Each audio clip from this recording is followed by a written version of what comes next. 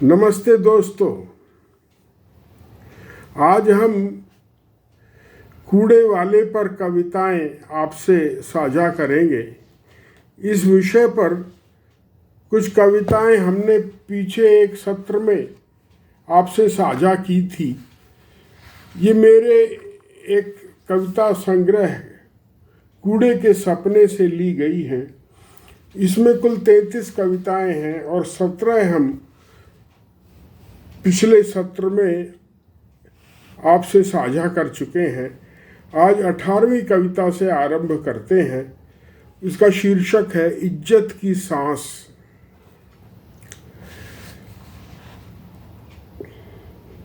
देखिए, थोड़ी व्यंग्यात्मक है और बात बात में बात है। शिव की तरह कल्याणकारी है अवधेश। अवधेश एक पात्र है जो घरों से कूड़ा उठाता है। शिव की तरह कल्याणकारी है अवधेश,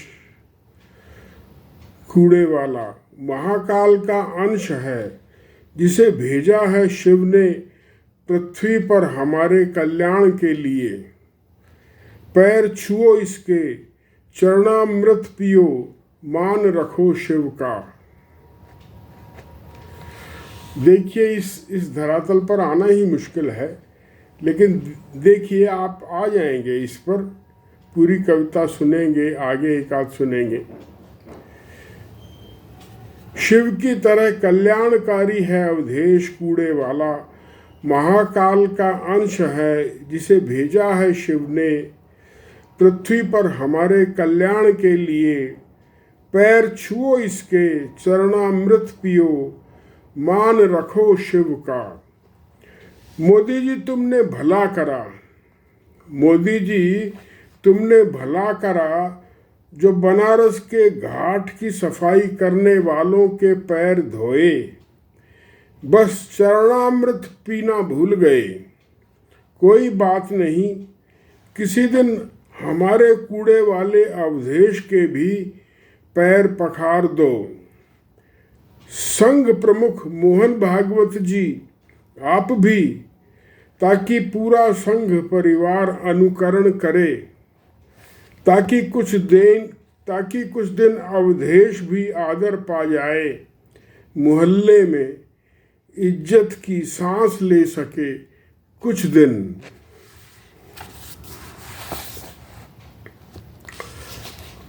अब अगली कविता पर चलते हैं। इसका शीर्षक है झोंपड़ी उड़ गई। मैं दिल्ली में हूँ और ये दिल्ली की राजनीति पर थोड़ी केंद्रित है। सुनिए, मार्का केजरीवाल जीत गया है। राजनीतिक नेता भी जैसे मार्केट का प्रोडक्ट हो गए हैं, ऐसा जमाना आ गया है। ब्रांड एम्बेसडर राजनीति में भी ब्रांड एम्बेसडर हो रहे हैं और राजनीति या पॉलिटिकल पार्टियां भी ब्रांड हो गई हैं। मार्का केजरीवाल जीत गया है दिल्ली नगर निगम के चुनावों में। अब की बार हरा कर मोदी मार्का को घोषणा की है केजरीवाल ने। सब कच्चे सफाई वालों को नगर निगम के पक्का करेगा। मैंने उसे वहीं खड़ा देखकर जहां अमूमन होता है वह खड़ा, नगर निगम केंद्र के मुख्य द्वार पर कही उससे यह बात कि अब के पक्के हो जाएंगे सफाई वाले। वह वैसे ही वस्त्रों में था जिनमें वह मिलता है अमूमन, सुरुचिपूर्ण और उसकी कद काठी भी अच्छी है। सुदर्शन है दीपक सफाई वाला। मैं उसे देखता हूँ तो कुछ बात कर ही लेता हूँ, मेरे ये कहने पर मगर वह उदासीन रहा। मैंने पूछा तुम कच्चे ही हो ना? उसने हाँ कहा मगर उदासीन ही रहा।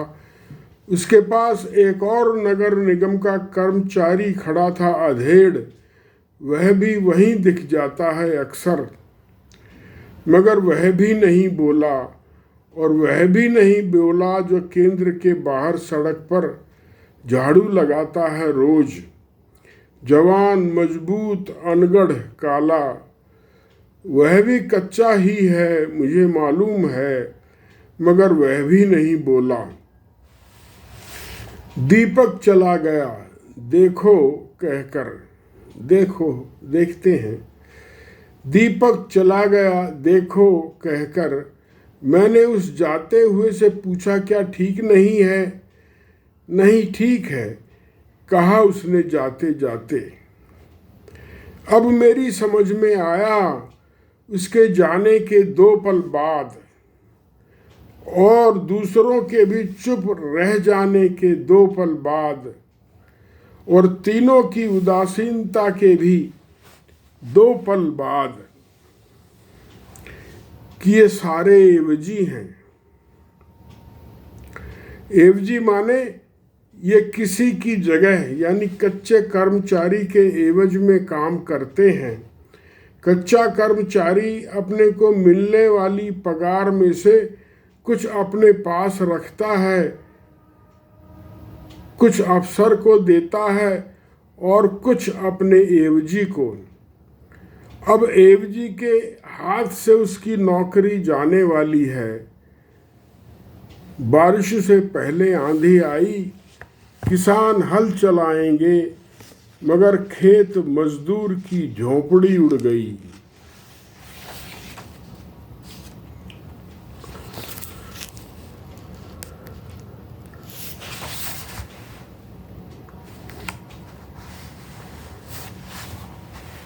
थोड़ा मैं एडजस्ट कर लूँ जरा।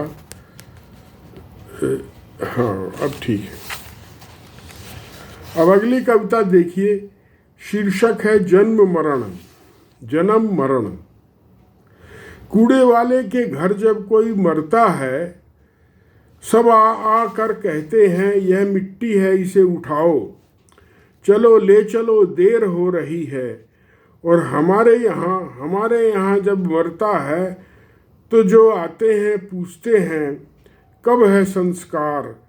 हम कहते हैं अभी तो चाचा को गोवा से आना है, वह वहाँ नेवी में है, बेटी भी है अमेरिका, वे आ जाएंगे तो कल ही हो पाएगा संस्कार। बर्फ की सिल्लियों से घिरी लाश के चारों ओर बहता पानी पहुँचती रहती हैं घर की स्त्रियां।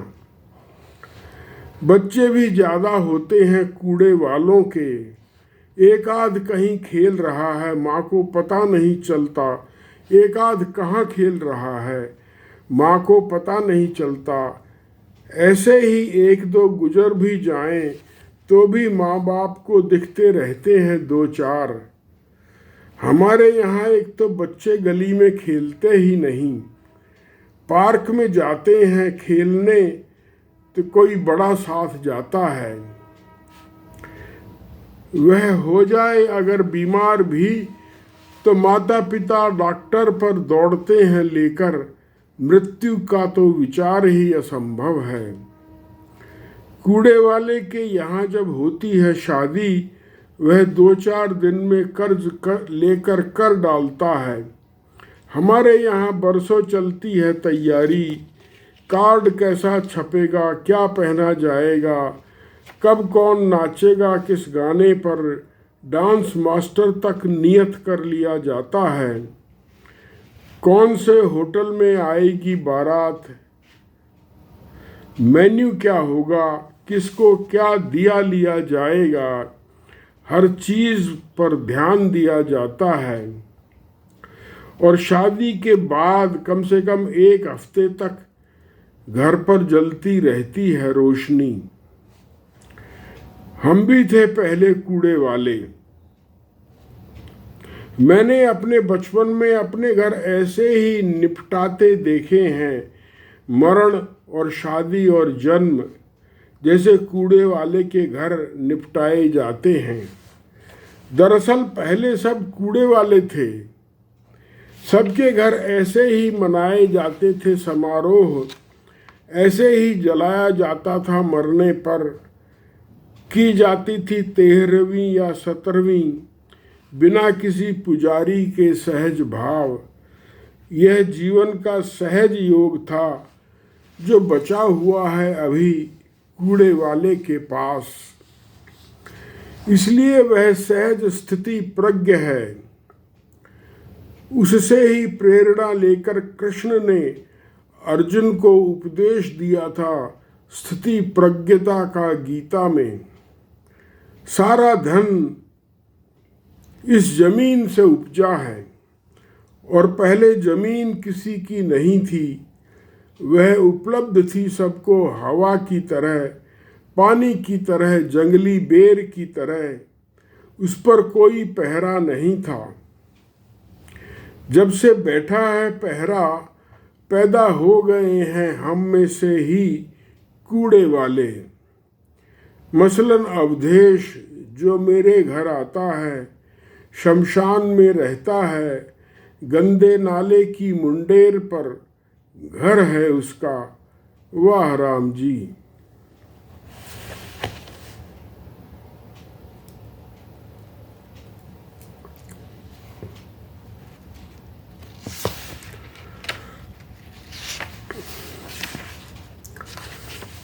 अब अगली जो कविता है वो ढोल बजाने वाले पर है। ढोल दरअसल अधिकतर कूड़े वाले के समाज से ही आते हैं। यद्यपि समाज तो सारे देश का एक ही है। यह हमारी नालायकी है कि हम अलग अलग समाज कहते हैं। इसका शीर्षक थोड़ा हरियाणवी है, चाला पाड़ दिया, मतलब कमाल कर दिया। चाला ही पाड़ दिया कूड़े वाले ने, जो ढोल बजा रहा है। ऐसी लय में पड़ रही हैं ढोल पर डंडियां, ऐसी लय में पड़ रही हैं ढोल पर डंडियां। इतनी मधुर, भरपूर और बुलंद है ढोल की आवाज कि अच्छे अच्छे बैंड को मात दे रही है। अपने आप थिरकने लगा है शरीर, रोम रोम साथ दे रहा है ढोल की आवाज का। मुझ पढ़ाकू बेढंगे अनाड़ी कवि का, जो कभी नाचा ही नहीं जीवन में। एक ही कूड़े वाला तहलका है और उसके पीछे चलती सजी संवरी औरतों के समूह में एक सुंदर वस्त्रों में सुहागन सिर पर कलश थामे पानी का मंदिर जा रही है। कैसा रोमांचकारी दृश्य है जिसमें कूड़े वाले के हृदय से उठकर उसके हाथों में थमी डंडियों से ढोल की सतह पर उतरती सुर की चोटों ने उस विलक्षण धुन को, जोश को, गृहस्थी के भाव को, सृष्टि की अनवरतता के संदेश को, उस विलक्षण धुन को, जोश को, गृहस्थी के भाव को, सृष्टि की अनवरतता के संदेश को पुनर्जीवित कर सबके कर्ण कुहरों में पहुंचा दिया है।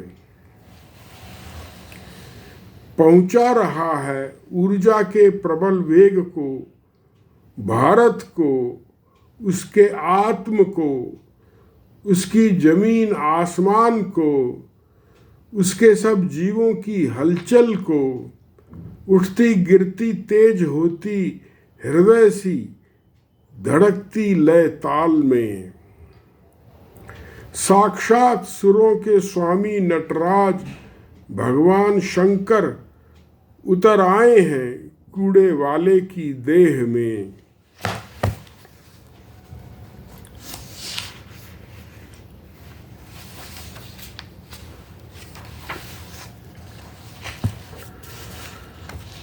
अब ये अगली कविता देखिए। कूड़े वाला और प्रधानमंत्री।